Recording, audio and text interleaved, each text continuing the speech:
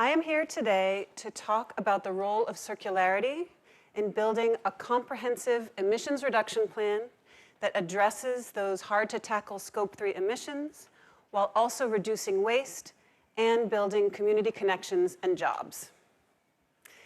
That probably sounded like a sales pitch or maybe just a bunch of jargon, but I'd like to share with you today how I came to understand circularity, how I came to see it as a necessary and powerful tool for a climate strategy, one that I think can be deployed at every level, from the community to the business to the global.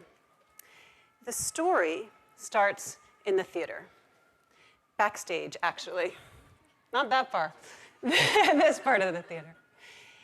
12 years ago, I was working as a theatrical designer. I was designing scenery for theaters all over the country. I created worlds made out of wooden flats, painted drops, props, costumes. I also created tons and tons of waste.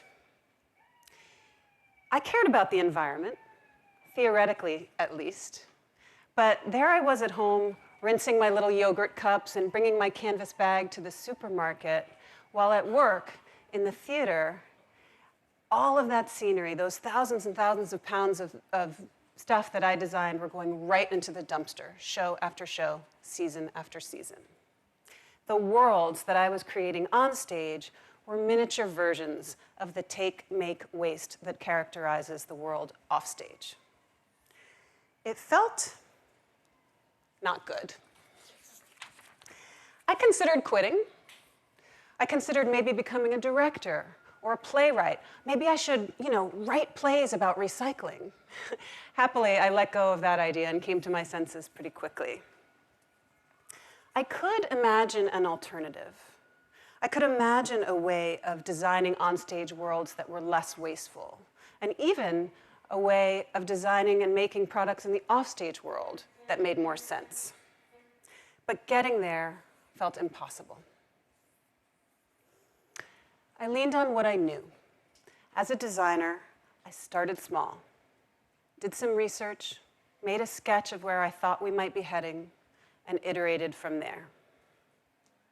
It turned into a long personal and professional journey out of that dumpster, changing the way we designed, working with fellow theater professionals to rethink the way we worked in our industry, rethinking business as usual in our emissions planning at Barnard College, and now as part of the new Columbia Climate School. The common thread, though, in my personal journey was circularity, and it was something that was around me all the time, already in the theater. So, the circular economy, you may have heard of this, is very simple. Largely today, we live in a linear system where we extract resources from the earth, we make them into products, very often cheaply and quickly, and very often quickly we throw them away. This is the take, make, waste. The circular economy is about transitioning to a system where we're still extracting some resources from the earth, but less. Those resources are sustainably and ethically harvested. We're designing products that have a full regenerative life cycle in mind.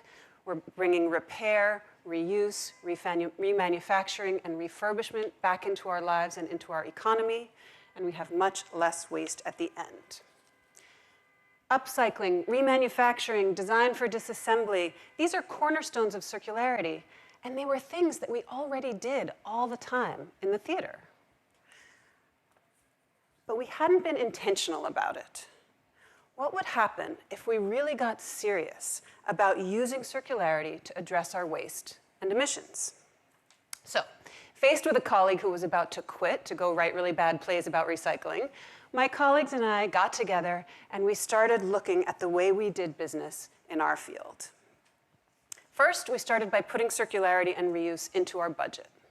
Really, really simply, we took our materials line in our theater department, and what used to be a single line for materials became multiple lines. A line for new material, a line for reclaimed, stock materials, rented.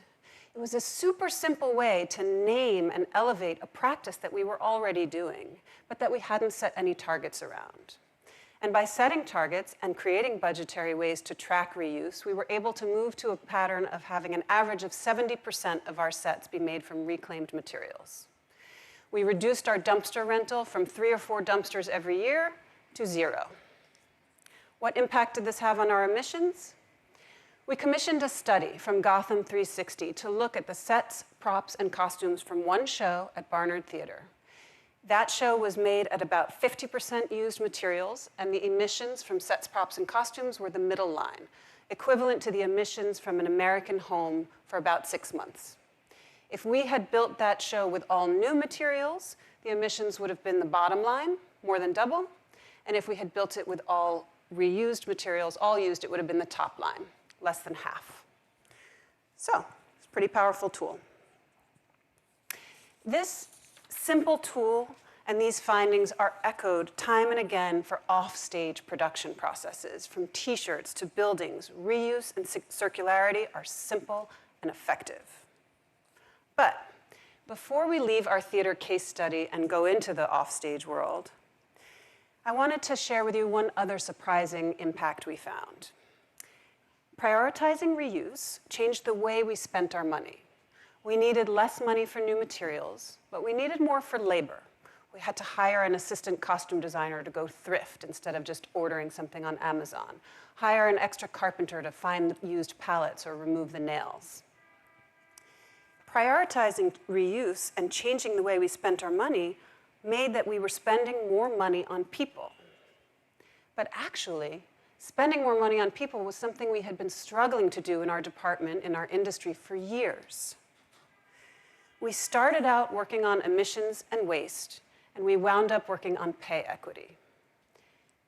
That is what was important for our industry, and that is a powerful tool. So, circularity is also powerful outside the theater. Because of my background in design, repair, objects, stuff, when I was tapped to lead Barnard College's first Office of Sustainability, I was naturally very interested in the impact of our consumption patterns on our total footprint. I remember when I started the job, I was totally new to the field, and I went and I talked to people, and I said, well, how do we measure emissions? They said, well, scope 1 is the fuel you burn on campus, more or less. Scope 2 is emissions from the electricity you purchase, and don't worry about scope 3. We don't measure that so much. This was around 2015. And I said, well, excuse me, can you tell me more? What's in that scope 3 bucket? And I said, well, it's all the indirect emissions from everything you do after you heat the building and turn on the lights. It's your food, it's your purchased goods, it's your travel, it's your waste. And I said, well, let's look at that bucket. Oh, it's so hard to measure. We don't do that. I was not satisfied, and since then, Barnard has done a deep dive analysis twice of our scope 3 emissions. We have found that those indirect consumption-based emissions represent as much as 60% of our total impact. That is a big bucket to not even be measuring. So, to tackle those scope 3 emissions, we're building a circular campus. We've launched an internal reuse platform with Reaply. We're offering free access to the platform to local community organizations and school teachers. We're creating guidelines for design, construction, and deconstruction. And we're reducing waste by looking at what we purchase in the first place. Just like in the theater, circularity is a powerful tool for reducing our waste and our emissions on campus, while also supporting local businesses, local jobs, community resilience. The pattern can hold true at bigger scales as well. Barnard's rather shocking 60% figure of scope 3 emissions is echoed by the Ellen MacArthur Foundation's report that the emissions that cause climate change come from the production and use. As much as 50% of those emissions come from the production and use of everyday items. Thinking strategically about scope 3 emissions is a necessity for corporations as well, where that scope 3 bucket can be huge, as much as 75% or more. And 2 C40 reports find that indirect consumption-based emissions have been largely underestimated for big cities as well, especially in North America and Europe.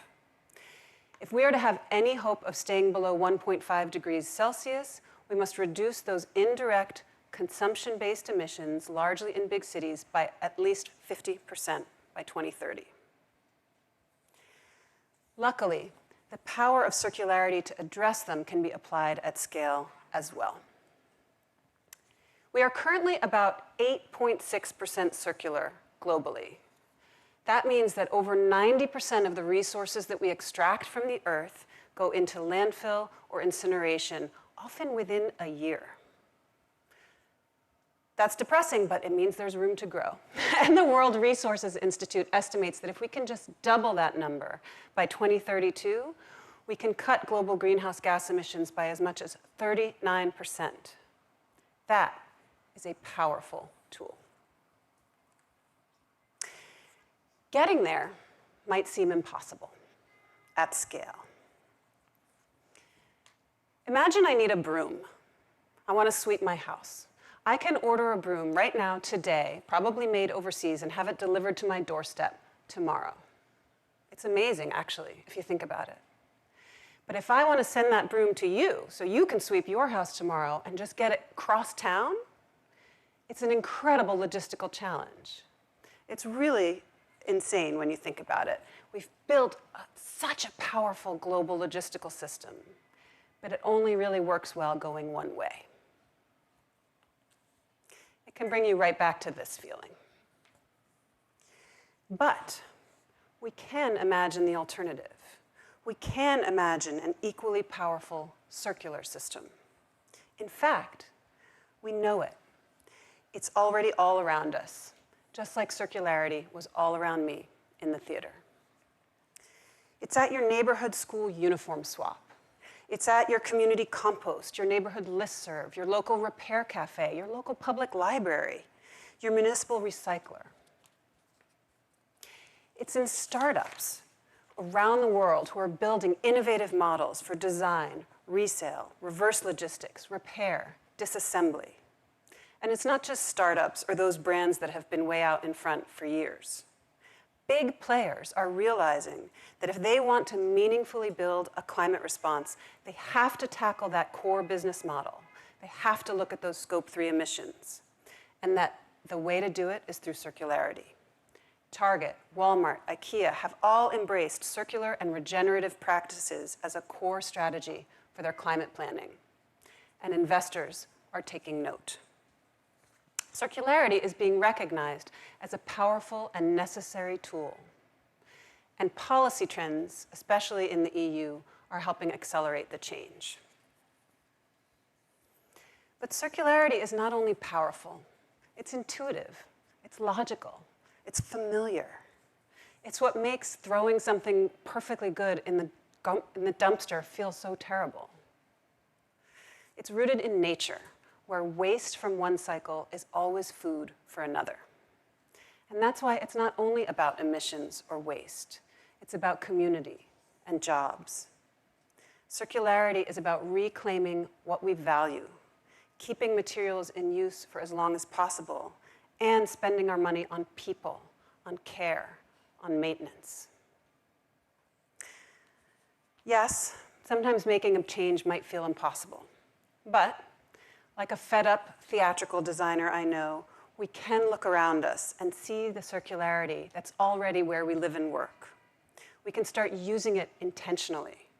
We can pull our heads out of the dumpster and imagine a world where business as usual harnesses the power of circularity, those circular practices that are already all around us. We can start small, do our research, make a sketch of where we think we're heading, and iterate from there. Thank you.